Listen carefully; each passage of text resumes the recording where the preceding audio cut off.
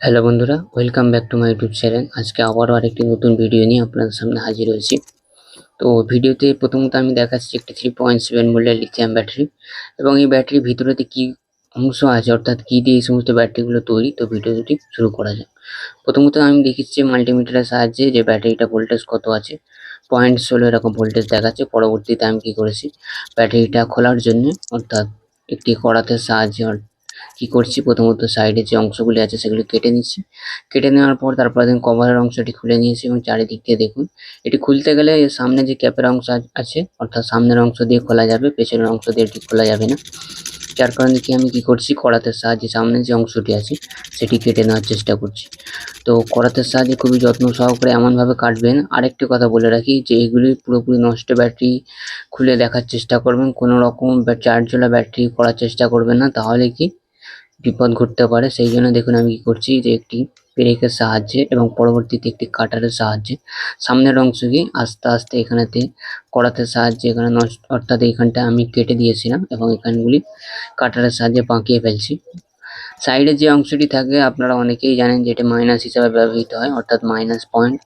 কারণ কি, পুরো যে টিনের যে বডিটা আছে ব্যাটারি গায়ে সেটা পুরোপুরিভাবে মাইনাস হয় এবং সামনে যে অংশটি আছে সেটি শুধুমাত্র প্লাস হয়।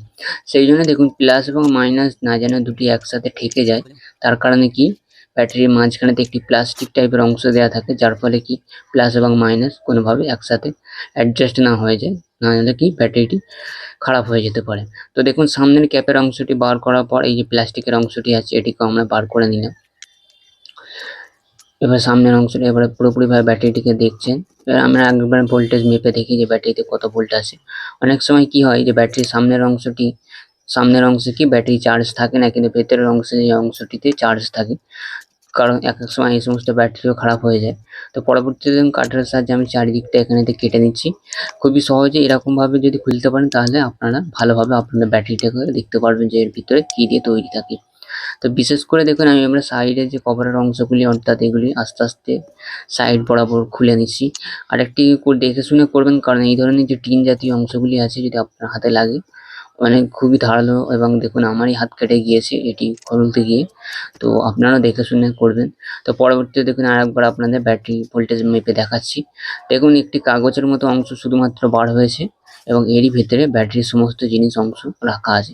তো সেলোটেপ দিয়ে আটকানো আছে এবং সেলোটেপটা খুলে নিতে দেখুন এক ধরনের পেপার টাইপের অংশ বার হয়ে গেছে, অর্থাৎ এতে অ্যাসিড ব্যবহৃত হয়, সেই জন্য কি প্লাস্টিকটা দেওয়া থাকে। এবং পুরোপুরি দেখুন আমি এখানে পেপারটি খুলে নিচ্ছি। খুলে নেওয়ার পর দেখুন এক সাইডে এই যে লাল কালারের যে অংশটি, এটি হচ্ছে কপার আছে এবং পরবর্তীতে এইটি আছে, এটি হচ্ছে দস্তা টাইপের কিছু অংশ দেওয়া থাকে।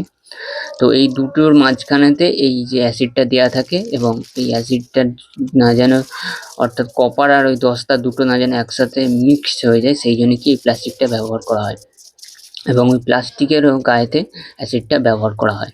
তো দেখুন আমি কি করছি, খুবই ভালোভাবে কি সমস্ত এবং এই যে কপারের গায়েতে কি কার্বন ব্যবহার করা ছিল, যার কারণে কি কার্বনগুলো দেখুন ব্যাটারি যেহেতু চার্জ দিয়ে দিয়ে নষ্ট হয়ে গেছে, সেই কারণে কি পুরোপুরিভাবে দেখুন এই কার্বনটি অর্থাৎ কপারের গায়ে যে কার্বনটি সেটি পুরোপুরিভাবে এখানেতে পড়ে গিয়েছে এবং দেখুন আমার টেবিলের উপরে অংশতে পুরোপুরিভাবে এবং ঝুরঝুরে হয়ে পুরোপুরি পড়ে যাচ্ছে।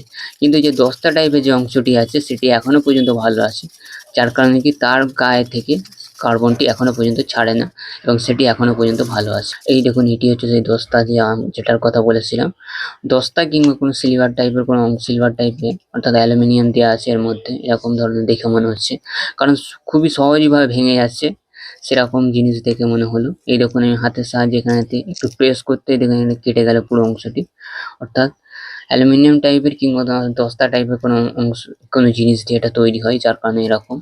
আর দেখুন ব্যাটারি অনেক দিন ধরে নষ্ট হয়ে যাওয়ার পর পেছনের দিকের অংশগুলিও কাটা কাটা দাগ দেখা যাচ্ছে। এবং দেখুন আমি মাল্টিমিটারের সামনে যে পিনটা আছে সেটি নিয়ে এখানে ঘষছি এবং এর উপর দিয়ে কার্বনগুলি আস্তে আস্তে উঠে যাচ্ছে এবং এটি এখনো পর্যন্ত যেহেতু ভালো আছে, যার কারণে কার্বনটি এর গায়ে এখনো পর্যন্ত লেগে আছে। কিন্তু যেগুলি পরিপূর্ণভাবে, অর্থাৎ যে কপারের অংশটি পুরোপুরিভাবে নষ্ট হয়ে গিয়েছিল ব্যাটারি চার্জ হওয়াতে, সেটি পুরোপুরি দেখছেন কেমনভাবে গায়ে থেকে, অর্থাৎ কপার থেকে কার্বনগুলি পুরোপুরিভাবে ছেড়ে গিয়েছে। তো ভিডিওটি এতটুকুই। ভিডিওটি যদি আপনার কিছু ভালো লাগে থাকে তো প্লিজ চ্যানেলটি সাবস্ক্রাইব করে পাশে থাকবেন পরবর্তী নেক্সট ভিডিওর জন্য। এবং পরবর্তী ভিডিওতে দেখাবো যে লিড অ্যাসিড ব্যাটারির ভিতরে কী থাকে। তো আজকের মতো এতটুকু, দেখা হবে পরবর্তী কোনো নেক্সট ভিডিওতে।